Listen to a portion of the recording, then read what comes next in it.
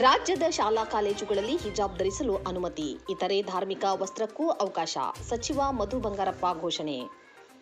ಕರ್ನಾಟಕದ ಶಾಲಾ ಕಾಲೇಜುಗಳಲ್ಲಿ ಮುಂದಿನ ಶೈಕ್ಷಣಿಕ ವರ್ಷದಿಂದ ಮುಸ್ಲಿಂ ವಿದ್ಯಾರ್ಥಿನಿಯರು ಹಿಜಾಬ್ ಹಾಗೂ ಧಾರ್ಮಿಕ ವಸ್ತುಗಳನ್ನು ಧರಿಸಲು ಅವಕಾಶ ನೀಡಲಾಗುವುದು ಎಂದು ಶಿಕ್ಷಣ ಸಚಿವ ಮಧು ಬಂಗಾರಪ್ಪ ಘೋಷಿಸಿದ್ದಾರೆ. ಹಿಂದಿನ ಬಿಜೆಪಿ ಸರ್ಕಾರ 2022ರಲ್ಲಿ ಜಾರಿಗೊಳಿಸಿದ್ದ ಹಿಜಾಬ್ ನಿಷೇಧವನ್ನು ರದ್ದುಪಡಿಸಿ ಈ ನಿರ್ಧಾರ ಕೈಗೊಳ್ಳಲಾಗಿದೆ. ಈ ಪ್ರಕರಣ ಪ್ರಸ್ತುತ ಸುಪ್ರೀಂ ಕೋರ್ಟ್ನಲ್ಲಿದ್ದರೂ ರಾಜ್ಯ ಕಾಂಗ್ರೆಸ್ ಸರ್ಕಾರವು ತಾನು ನೀಡಿದ್ದ ಭರವಸೆಯಂತೆ ನಿಷೇಧ ತೆರವಿಗೆ ಮುಂದಾಗಿದೆ. ಕರ್ನಾಟಕದ ಶಾಲಾ ಕಾಲೇಜುಗಳಲ್ಲಿ ಮುಸ್ಲಿಂ ವಿದ್ಯಾರ್ಥಿನಿಯರು ಹಿಜಾಬ್ ಧರಿಸಲು ಅನುಮತಿ ನೀಡಲಾಗಿದೆ. ಜೊತೆಗೆ ಹಿಂದೂ ಧರ್ಮದ ಪವಿತ್ರ ದಾರ, ಪೇಟ, ರುದ್ರಾಕ್ಷಿ, ಜನಿವಾರ ಸೇರಿ ಎಲ್ಲಾ ಧರ್ಮಗಳ ಧಾರ್ಮಿಕ ವಸ್ತುಗಳಿಗೂ ಅವಕಾಶವಿದೆ ಎಂದು ಶಿಕ್ಷಣ ಸಚಿವ ಮಧು ಬಂಗಾರಪ್ಪ ತಿಳಿಸಿದ್ದಾರೆ. ಬೆಂಗಳೂರಿನಲ್ಲಿ ಬುಧವಾರ ನಡೆದ ಸುದ್ದಿಗೋಷ್ಠಿಯಲ್ಲಿ ಸಚಿವ ಮಧು ಬಂಗಾರಪ್ಪ ಮಹತ್ವದ ಮಾಹಿತಿ ಹಂಚಿಕೊಂಡಿದ್ದಾರೆ. ಈ ಹಿಂದಿನ ಸರ್ಕಾರವು ಜಾರಿಗೊಳಿಸಿದ್ದ ಶಾಲಾ ಕಾಲೇಜುಗಳಲ್ಲಿ ಹಿಜಾಬ್ ನಿಷೇಧ ಆದೇಶವನ್ನು ಮುಂದಿನ ಶೈಕ್ಷಣಿಕ ವರ್ಷದಿಂದಲೇ ತೆರವು ಮಾಡಲಾಗುವುದು.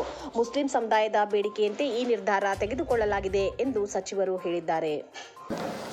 ಹೋದ ತಿಂಗಳು 24 ನನಗೆ ಎಲ್ಲರಿಗೂ ಕೂಡ ಮನಸ್ಸಿಗೆ ಬೇಜಾರಾಯಿತು. ಅದರಲ್ಲೂ ವಿಶೇಷವಾಗಿ ನಾನು ದಿನೇಶ್ ಅವರಿಗೆ, ಇಲ್ಲ ನೀವು ಬನ್ನಿ ದಿನೇಶ್ ಅವರೇ ಅಂತ ಹೇಳಿದ್ವಿ, ಇವತ್ತು ಬರಬೇಕು ಅಂತ ಹೇಳಿದೆ. 24ನೇ ತಾರೀಕು, ಅವ್ರು 23ನೇ ತಾರೀಕು ಒಂದು ಇನ್ಸ್ಟಿಟ್ಯೂಷನಲ್ಲಿ 24ನೇ ತಾರೀಕು ಈ ಜನಿವಾರ ಕಟ್ ಮಾಡ್ತಕ್ಕಂಥ ಒಂದು ವಿಚಾರಗಳನ್ನು ಬಂತು. ಅದಾದ ತಕ್ಷಣ 5 ನಿಮಿಷಕ್ಕೆ ಮಾಧ್ಯಮದಲ್ಲಿ ನನಗೂ ಕೂಡ ಗೊತ್ತಿರಲಿಲ್ಲ. ಅವ್ರು ಸ್ವಲ್ಪ ಬೇಜಾರು ಮಾಡಿಕೊಂಡು ಕೂಡ ಹೇಳಿದರು, ಇಲ್ಲ ನೀವೆಲ್ಲ ಇದು ಸರಿ ಮಾಡಬೇಕು, ಮುಖ್ಯಮಂತ್ರಿಗಳಿಗೆ ನಾವು ಹೇಳ್ತೀವಿ ಇದೆಲ್ಲ ಏನು ಸಿಸ್ಟಮ್ಮು, ಮಕ್ಕಳು ಒತ್ತಡದಲ್ಲಿ ಅವರಿರ್ತಾರೆ, ನೀವೆಲ್ಲ ಈ ಥರದನ್ನ ನಿಲ್ಲಿಸಬೇಕಾಗ್ತದೆ, ಏನಾದ್ರು ಒಂದು ಕಾನೂನು ಮಾಡಿ ಅಂಥೇಳಿ. ಇದು ಸುಮಾರು ದಿನದಿಂದ ಚರ್ಚೆ ಇತ್ತು. ಆದರೆ ಇವತ್ತು ನಾವು ಮಾನ್ಯ ಮುಖ್ಯಮಂತ್ರಿಗಳು ಅವತ್ತು ಕೂಡ ನೀವೆಲ್ಲ ಮಾಧ್ಯಮದವ್ರು ಕೇಳಿದಾಗ ಅವರು ಕಂಡಮ್ ಮಾಡಿದರು. ಎಲ್ಲರೂ ಕೂಡ ಪಕ್ಷಾತೀತವಾಗಿ, ಅದು BJP ಅವರಿರಲಿ, ಕಾಂಗ್ರೆಸ್ ಅವರಿರಲಿ, JDS ಅವರಿರಲಿ, ಸಾಮಾಜಿಕವಾಗಿ ಎಲ್ಲರೂ ಕೂಡ ನಾವು ಮಾಡಿರ್ತಕ್ಕಂಥದ್ದು ವಿಚಾರಗಳನ್ನು ಮಾಡಿದರು. ಆ ಸಂದರ್ಭದಲ್ಲಿ ನಾವು ಕೂಡ ಸುಮಾರು ದಿವಸದಿಂದ ಭಾಳ ಸೂಕ್ಷ್ಮ ಒಂದು ರೀತಿಯಲ್ಲಿ ಒಂದು ತೀರ್ಮಾನ ತಗೊಳ್ಬೇಕಾಗತ್ತೆ.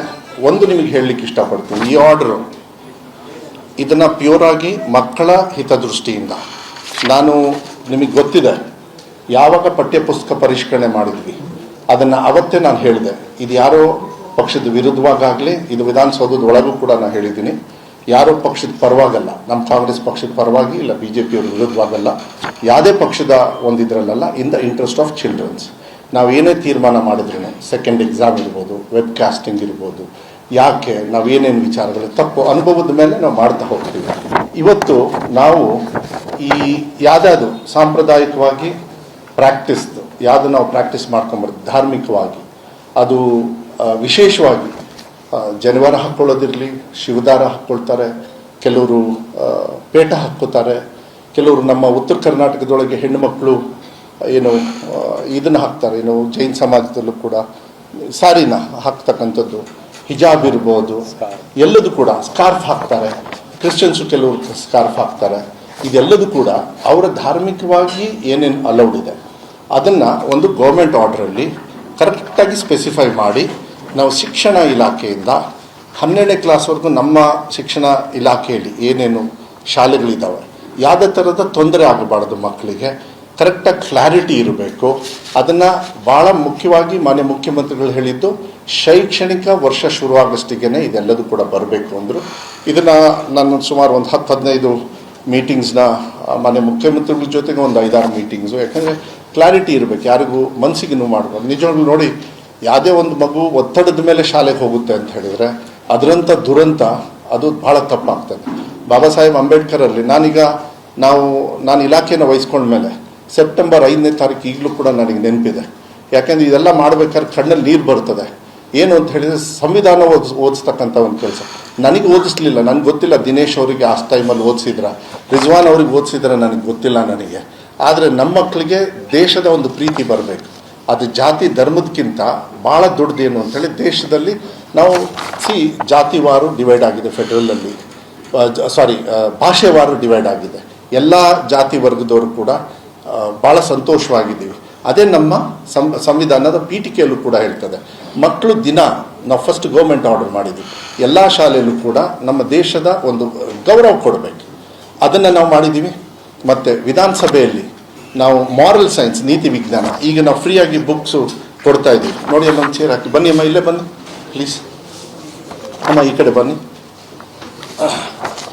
ನಾವು ಸಂವಿಧಾನ ಪೀಠಿಕೆಯನ್ನು ಓದಿಸ್ತಕ್ಕಂಥದ್ದಾಗಲಿ, ಮಾರಲ್ ಸೈನ್ಸ್ ಎಲ್ಲದು ಆಯಿತಾ, ಜೆರಾಕ್ಸ್ ಆದರೆ you can give it everybody. So ನಾವು ಮಾರಲ್ ಸೈನ್ಸ್ ತರಬೇಕಾದ್ರೆ ಈಗ ನಾವು ಫ್ರೀಯಾಗಿ ಸರ್ಕಾರದ ಹಣದಲ್ಲಿ ಮಕ್ಕಳಿಗೆ ಮಾನವೀಯತೆ ಮೌಲ್ಯ ಬರಬೇಕು, ಪ್ರೀತಿ ವಿಶ್ವಾಸದಿಂದ. ಈಗ ಆಗ್ತಕ್ಕಂಥ ಘಟನೆ ಭದ್ರಾವತಿಯಲ್ಲಿ ಆಯಿತು, ತಮಗೆ ಗೊತ್ತಿದೆ, ಒಂದು ಸಾವಾಯಿತು, ಒಂದು ಮಗುದು ಶಾಲೆ ಹೊರಗಾಯಿತು. ಆದರೆ ಎಲ್ಲೋ ಒಂದು ರೀತಿಯಲ್ಲಿ ನಾವು ಕೂಡ ಅದನ್ನು ಉತ್ತರ ಕೊಡ್ತಕ್ಕಂಥದ್ದು. ಇದೆಲ್ಲದೂ ಕೂಡ ಮಕ್ಕಳು ಯಾವುದೋ ಒಂದು ವಿಚಾರಕ್ಕೆ ಗಲಾಟೆ ಮಾಡ್ಕೊಂಡು ಒಂದು ಪ್ರಾಣ ಹೊಟ್ಟೋಯ್ತು, ಯಾರೋ ಒಂದು ಮಗು ಬಿಡ್ಸಕ್ಕೆ ಬಂದು, ಈ ಥರದ್ದೆಲ್ಲ ನಿಲ್ಲಬೇಕಂತ ಹೇಳಿದ್ರೆ ನೀತಿ ವಿಜ್ಞಾನ ಬಹಳ ಇಂಪಾರ್ಟೆಂಟ್. ಏನು ಮಾರಲ್ ಸೈನ್ಸ್ ಅಂತ ಹೇಳ್ತೀವಿ, 15-20 ವರ್ಷ ಆಯ್ತು ಅನ್ಸುತ್ತೆ, 25 ವರ್ಷ ಮಾರಲ್ ಸೈನ್ಸೇ ಇಲ್ಲ ಶಾಲೆಯಲ್ಲಿ. ಅದನ್ನು ಸರ್ಕಾರಿ ಶಾಲೆಯಲ್ಲೂ ಕೊಡಬೇಕು, ಪ್ರೈವೇಟ್ ಶಾಲೆಯಲ್ಲೂ ಕೊಡಬೇಕು. ನಮ್ಮ ಇಲಾಖೆಯಲ್ಲಿ ಇರ್ತಕ್ಕಂಥ SSLCಯಲ್ಲಿ ನಾವಿವಾಗ LKG ಅಂದರೆ 1ನೇ ಕ್ಲಾಸಿಂದ 10ನೇ ಕ್ಲಾಸ್ವರೆಗೆ ಬುಕ್ಕು ರೆಡಿ ಆಯಿತು, ಪ್ರಿಂಟು ಆಯಿತು, ಎಲ್ಲ ಡಿಸ್ಟ್ರಿಬ್ಯೂಷನ್ ಶುರುವಾಗಿದೆ.